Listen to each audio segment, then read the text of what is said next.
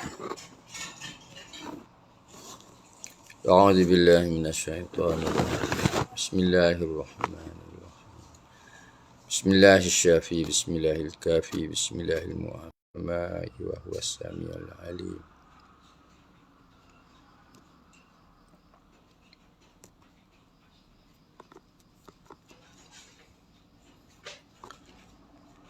Alhamdulillahi Rabbil Alamin wassalatu wassalamu ala Subhanaka la ilma lana illa ma 'allamtana innaka antal alimul hakim. Rabbi shrah li sadri wa yassir li amri wahlul 'uqdatam min lisani yafqahu qawli. Amin ya rabbal alamin. Assalamualaikum warahmatullahi taala wabarakatuh. Pada sahabat sekalian, hari ini saya sengaja online sebab minggu ini kita akan memulai Rare Remedies dengan alfabetnya bermula dengan B. Okay. B nanti akan ada Badiaga, ada Baptisia, tapi kita akan pilih Rare Remedies sahaja. Apa makna Rare Remedies? Rare Remedies ialah remedi yang jarang-jarang diguna. Okay. Kenapa kita pilih Rare Remedies? Kenapa tidak memilih remedi utama? Sebab kita telah kuliahkan dan telah mereka yang terlibat dalam mengikuti kursus yang kita kuliahkan beberapa waktu yang lampau itu memang kita charge. Bila ada charge maknanya kita tidak akan jadikan dia live, free live. So yang free live itu adalah kita pilih Rare Remedies yang tidak dikuliahkan, kita kuliahkan secara percuma. Secara percuma pun jarang-jarang orang buat. Kalau dulu-dulu ada kursus yang dijalankan untuk Rare Remedies, kena bayar juga. Tapi untuk HBI dalam rangka promosi, khususnya promosi buku kita yang penting, iaitu Materia Medica Homeopati, iaitu yang bersumberkan daripada Dr. William Borick, maka kita kuliahkan Rare Remedies. Kenapa pula pagi ini? Sebelum pukul 7 lagi dah mula. Minta maaf ya. Ini ikut kelapangan lah. So saya kuliahkan. Kebetulan pagi ini saya bangkit awal dan semua urusan hafalan itu sudah saya bereskan sebelum solat subuh lagi. Jadi saya ada masa free. Lepas ini saya nak continue dalam kerja-kerja menyiapkan Materia Medica, herba dan biokimia. Saya percaya ini buku yang ramai orang suka sebab sekarang pun mereka lebih promo remedi-remedi yang dikatakan laman web kementerian pun sukalah bila sebut remedi berasaskan herba dan biokimia. Hakikatnya dalam homeopati banyak sumber yang boleh dipilih menjadi remedi. Itu menunjukkan bahawa homeopati ini adalah saintifik. Kalau tidak, dia tak boleh ambil dari semua bahan yang ada. Dan antara bahan yang saya tidak akan bicarakan dalam Rare Remedies ialah Basilinum. Basilinum. Apa Basilinum ni? Pelik, bukan nama pokok. Basilinum ini adalah sejenis nosuk. Bagi mereka yang sudah memiliki buku perubatan homeopati, teori dan praktis, ada di muka surat ini buku yang full color ya sahabat, full color, luar dan dalam, berkulit tebal, bersaiz besar. Ini buku pertama seumpamanya di Malaysia. Belum ada orang terbitkan dan buat print out dengan full color sebegini di Malaysia. Okay, so ini first in Malaysia. So saya harap dapatkanlah mereka yang belum mendapatkannya. Dan kalau tidak dapatkan sekarang pun nanti kita akan buat promosi di hujung tahun ataupun di awal tahun hadapan sempena penerbitan buku baru, rebutlah peluang untuk mendapat buku tersebut pada harga diskaun, insya-Allah. So, kembali kepada remedi yang saya kata tidak kita kuliahkan sebagai rare remedies, iaitu Basilinum. Basilinum ini ialah remedi yang kita sebut sebagai nosut. Dalam buku ini ada dalam muka surat 97. Nombor 4 kita sebut nosut. Nosut bahasa Inggeris disebut NOSODES ejaannya. Saya melayukan dia jika tidak ada dalam bahasa Melayu. NOSOD. Itu maksud nosut. Iaitu rawatan penyakit menggunakan produk atau ejen penyebab. Causal agent penyakit yang sama disebut sebagai nosut. Okey, boleh faham tak? Rawatan penyakit menggunakan produk atau ejen penyebab. Ejen penyebab penyakit yang sama disebut sebagai nosut. Okey. Pening. Sekali lagi ya. Iaitu rawatan penyakit menggunakan produk atau ejen penyebab penyakit yang sama. Maknanya kita nak rawat batuk, puncanya apa, kita ambil punca itu. Kalau bakteria apa umpamanya. Bahan ini diperbuat daripada bisa penyakit, kuman penyakit dan juga nanah penyakit. Okay? Nanah pun diambil dibuat. Ini betapa saintifiknya homeopati. Yang orang cerita yang pelik-pelik tu tak payah percayalah. Remedi daripada produk penyakit ini mungkin berasal daripada manusia. Maknanya ada juga remedi diambil daripada manusia, daripada haiwan, serangga dan tumbuh-tumbuhan berpenyakit. Nosut ada juga daripada penyakit yang menjangkiti tumbuh-tumbuhan. Contoh, Sorinum diambil daripada bisa racun penyakit kulit.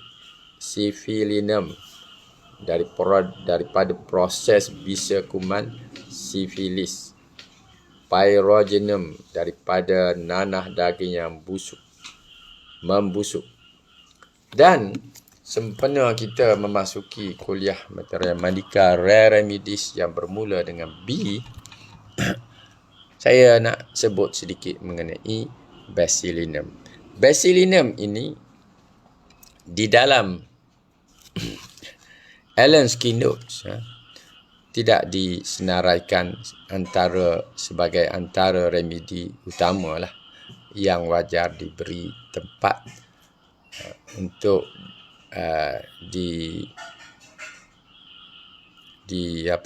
dipersembahkan kepada pembaca. Tetapi di dalam buku Casey Banjar ni, ia disenaraikan sebagai antara remedi-remedi penting. Walaupun catatannya ringkas, ia adalah remedi penting. Kalau kita boleh kutip antara yang disebutkan oleh Casey Banjar, dikata remedi ini disediakan oleh Dr. Heath untuk Dr. Bernard yang menerangkan dan memperkenalkannya ke dalam sistem perubatan homeopati. Okey, juga disebutkan oleh Casey Banjar di sini bahawa Basilinum dengan tuberculinum ni dekat. Dia lebih dekat sebab ia terdiri daripada nosut yang ada kaitan dengan TB atau tuberculosis. Katanya, I do not think that their closely related heritage would alone for the altered similarity of their actions, although Clark finds no appreciable difference between the action of the two drugs, which he, supported by the experience of others, regards as identical. Clark pun melihat antara tuberculinum dan basilinum ini lebih kurang sama. Nota daripada nota penting ini daripada Dr. Casey Banjar ni, kegunaan dia, banyak kegunaan dia. Boleh diguna untuk alopecia,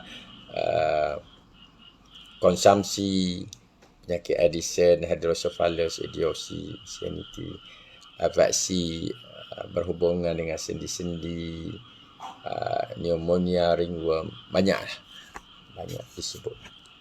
Tak payahlah sebab kita tak nak bicara pun. Tapi saya nak bicarakan sedikit apa yang disebutkan oleh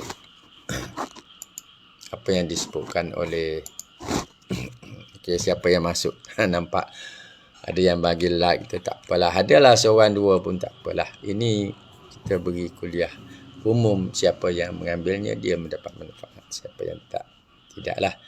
Saya nak ambil secara ringkas saja sebab saya tidak senaraikan dia juga sebagai rare remedies, sebab orang betul-betul belajar homeopati saja yang mungkin biasa guna Basilinum. Okay, Basilinum ini produk daripada bahan nosok. So, dalam Dr. Borik umpamanya disebut mengenai penggunaan Basilinum ini berjaya untuk rawatan batuk kering, untuk orang yang sakit TB. Dan biasanya dia dipreskripsi berasaskan lendir. Bila kita batuk kan, kita ada kahak, ada lendir yang disebut sputum juga. Perubahan sputum dari segi warnanya yang bila kita preskripsikan, ia berkurangan dan lebih berudara. Maknanya dia membantu batuk, simptom-simptom batuk itu menjadi kurang teruk, kurang bermasalah. Disebut kurang berpurulent, maknanya kurang berkahak lah, lebih kurang berkahak. Yang tebal menjadi kurang tebal, yang sampai ke tahap warna kuning kita kurangkan warna tu sehingga menjadi seperti batuk biasa, mengeluarkan kahak seperti biasa yang warna terang. Okay, disebut oleh Dr. Borik di dalam material medikalnya lah, katanya bentuk penyakit bukan tuberkulosis kronik dipengaruhi baik juga oleh Basilinum. Terutama kalau ada bronkoria. Bronkoria ni merujuk kepada batuk yang berkahak juga. Okey, terima kasih Puan Junaidah ada di dalam ni. Tak apalah, kita ni saja sembang-sembang ilmu, walaupun saya tidak nak membicarakan detail. Sebab kita tak senaraikan dia sebagai rare remedies, tetapi bagus juga untuk kita kenal lah. Bagi orang baru ini kenal, bagus juga. Kalau ikut Dr. Borik, boleh diguna untuk respiratory pyorrhea respiratory, maknanya orang yang ada masalah TB, ada masalah pernafasan, di mana ada simptom-simptom radang pada gusi yang menyebabkan gusi dia jadi kecut, kering dan mudah goyang. Itu selalunya orang yang bermasalah pyorrhea. Dan pyorrhea kalau kait dengan respiratory ataupun respiratory ni apa? Pernafasan, maknanya boleh guna. Okey, boleh guna. Dan biasanya penyakit dia berkahak tapi dia kurang meludahkan kahak. Jadi untuk galakkan dia meludah dan menghabiskan kahaknya, supaya benda tu terkeluar habis, boleh beri Basilinum. Disebut oleh Dr. Borik, dia kata Basilinum bagus untuk orang-orang tua, bagi paru-paru orang tua yang keadaan katarnya, keadaan pengeluaran lendirnya kronik dan simptom pulmonary ataupun peredaran di dalam paru-parunya sangat lemah. Okey, serangan-serangan menyesakkan waktu malam, dia lemah dan ada semacam nak berlaku asma. Sebab dia rasa sesak. Batuknya sukar. Katar, kalau ada maknanya dia menyesakkan nafas. Orang yang ada meningitis, keradangan bahagian meninges dalam otak dia yang bersifat tuberkular, bersifat maknanya dia ada sejarah TB, boleh guna. Dan biasanya simptom penyakit ini antara lainnya ialah selalu kita lihat pada giginya ada terjatuh tartar, disebutnya tartar, itu maknanya bahan cebisan-cebisan yang terlekat pada gigi tu. Lapisan-lapisan yang kadang-kadang berwarna kuning atau kehitaman. Kita lihat benda itu terjatuh turun. Kecenderungan berterusan menghidap sesemua. Itulah secara lebih kurang saya memperkenalkan remedi yang bermula dengan huruf B, tapi bagi saya dia bukan rare. Antara rare dengan tidak rare. Dan Basilina ini pula adalah remedi yang bukan daripada bahan-bahan yang biasa, bukan daripada herba, bukan daripada biokimia. Dia adalah bukan daripada mineral lah maknanya. Dia adalah daripada tisu penyakit. Okey. Okey, itu saja perkongsian pendek pagi ini. Mana tahu hujung minggu ni sebab saya balik Kota Baru, mungkin tidak sempat bersama. Kalau sempat pun tak apa, kita bicara satu remedi yang bermula dengan huruf B. Remedi yang bermula dengan huruf B tidak banyak. Masih lagi di dalam material medikal bahagian 1. Bahagian 1 ada remedi huruf A sehingga C. C pun tak habis sebab C lebih daripada 100 remedi, malah melebihi lagi daripada remedi yang bermula dengan huruf A. Tapi yang bahagian B itu tak banyak, berapa belas saja yang ada. Kalau kita semak sini sampai 100. Sampai 100. 100. C sudah bermula pada 17. Maknanya ada 20 lebih. Remedi lebih kurang lah 30. Itu kita akan bicarakan yang mana rare nanti bermula minggu inilah. So itu saja daripada saya. Terima kasih mereka yang dapat online pagi-pagi lagi sebelum jam 7 dapatlah kita bersama lebih kurang 15 ke 20 minit. So jumpa lagi. So Waalaikumsalam kepada semua yang telah join. Tak perlu ramai pun sebab kita hanya menyampaikan ilmu. Siapa yang tonton dia mendapat manfaat. Okey, Assalamualaikum warahmatullahi taala wabarakatuh.